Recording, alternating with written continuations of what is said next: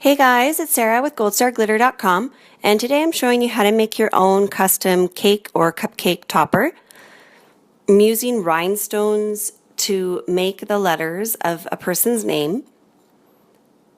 And after you make the first letter, you just have to count how many rhinestones you made it tall so that you can make it consistent with the other letters. So I like to build the letters that are more complicated on the waxy paper the rhinestones come on, so that if I make a mistake, I don't have to worry about wrecking the paper that I'm actually using to make the banner with.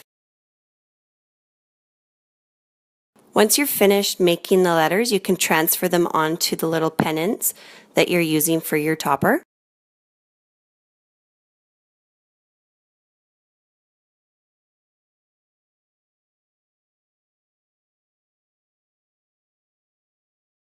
And you can then layer the triangle onto another triangle like I am.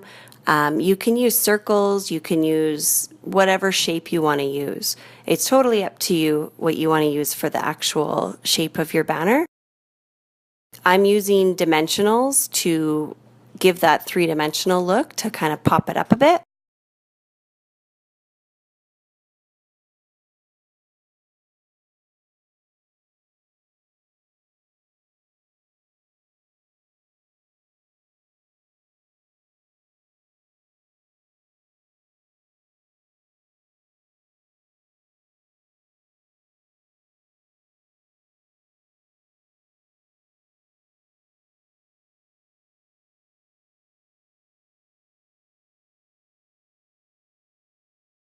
So the next thing you need is string. I'm using baker's twine and tape. This is just clear tape from a dollar store.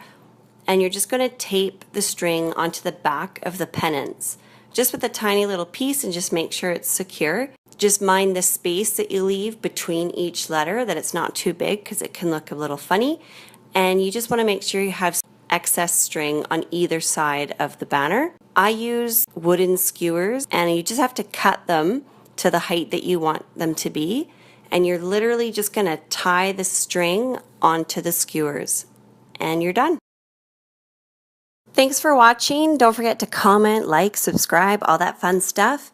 And again, it's Sarah with goldstarglitter.com.